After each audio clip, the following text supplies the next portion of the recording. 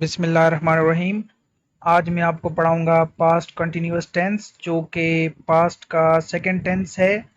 ये टेंस उस वक्त इस्तेमाल किया जाता है जब कोई काम पास्ट में लगातार या कंटिन्यूअसली किया गया हो।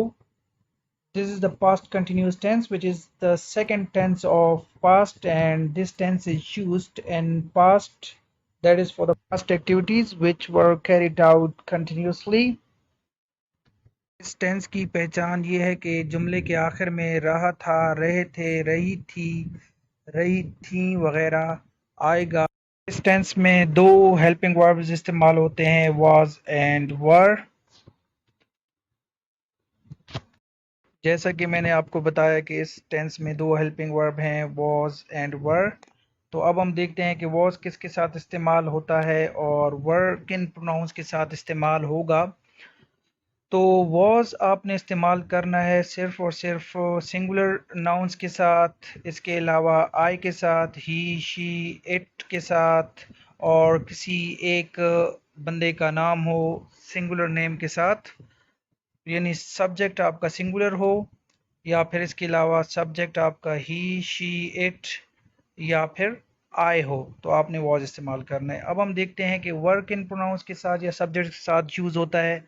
तो वर इस्तेमाल होता है उन तमाम सब्जेक्ट्स के साथ जो कि प्लूरल हैं।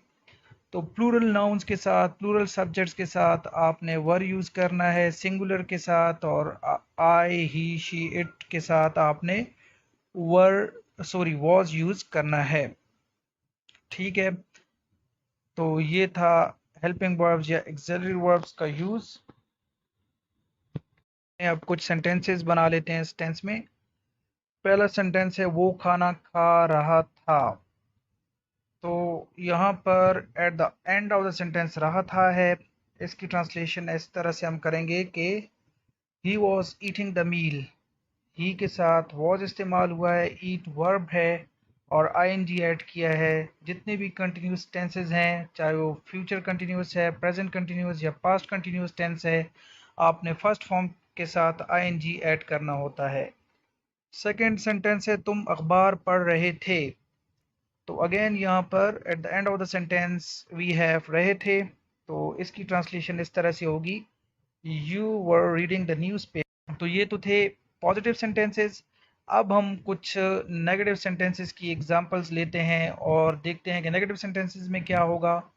नेगेटिव सेंटेंसेस में सब्जेक्ट के बाद आपने वाज और वर यूज़ करना है और उसके बाद आपने नॉट लगा देना है सिंपली। अब कुछ नेगेटिव सेंटेंसेस की एग्जांपल्स लेते हैं। वो मेहनत नहीं कर रहे थे। तो इसकी ट्रांसलेशन हम इस तरह से करेंगे, वो के लिए दे आ जाएगा और दे के साथ वर यूज़ होगा। इस तरह से ये ट्रांसलेशन ऐसे होगी कि they were not working hard. Next example है, वो अपना वक्त ज़ाया नहीं कर रहा था। इसकी ट्रांसलेशन हम ऐसे करेंगे, he was not wasting his time. Waste ज़ाया करने को कहते हैं और वर्ब हमारा वेस्ट था, उसके साथ जस्ट हमने आईएनजी ऐड किया है। तो ये ट्रांसलेशन ऐसे हो गई कि वो अपना वक्त ज़ाया नहीं कर रहा था, ही was not wasting his time. ठीक है, एक और सेंटेंस ले लेते हैं इसी में नेगेटिव सेंटेंसेस में। मैं पतंग नहीं उड़ा रहा था। तो रहा था आखिर में आया, वो यहाँ से पता चल रहा है कि पास्ट कंटिन्यूस टेंस है। इसकी इंग्लिश हम इस तरह से बनाएंगे, I was not flying a kite. तो ये थे नेगेटिव सेंटेंसेस। ठीक है, अब हम देखते हैं कि इंट्रोगेटिव सेंटेंसेस में क्या यूज़ करना है। जिस तरह के पहले भी हम इस तरह के इंट्रोगेटिव सेंटेंसेस पिछले टेंसेस में बना चुके हैं, उनमें हम सिर्फ यही करते थे कि हेल्पिंग वर्ब को सेंटेंस के शुरू में लेकर आते थे। तो यही काम हमने यहाँ पे भी करना है, पास्ट कंटिन्यूस टेंस में भी यही करना है, हमने हेल्पिंग वर्ब को शुरू में लेके आना है। तो हेल्पिंग वर्ब्स यहाँ पर या एक्सिलरी वर्ब जो हैं वो वॉज और वर हैं, लिहाजा हम सिंपली वॉज और वर को at the beginning of the sentence लेके आएंगे और बाकी सेंटेंस एज इट इज़ रहेगा, यानी first form of ING add होगी। और आखिर में आपने क्वेश्चन मार्क ज़रूर डालना है, क्योंकि ये फिर एक ग्रामेटिक मिस्टेक आ जाती है, चाहे रिटन कम्युनिकेशन हो या स्पोकन कम्युनिकेशन हो। क्वेश्चन मार्क रिटन में ज़रूरी है, लेकिन स्पोकन में ये है कि आपके तासुर से या लहजे से पता चल जाता है कि क्वेश्चन है, लेकिन रिटन में इसकी इम्पोर्टेंस बहुत ज़्यादा है। तो चलें देखते हैं कुछ इंट्रोगेटिव सेंटेंसेस। ठीक है, तो हमारा पहला सेंटेंस है, क्या तुम उसे पढ़ा रहे थे? Were you teaching him?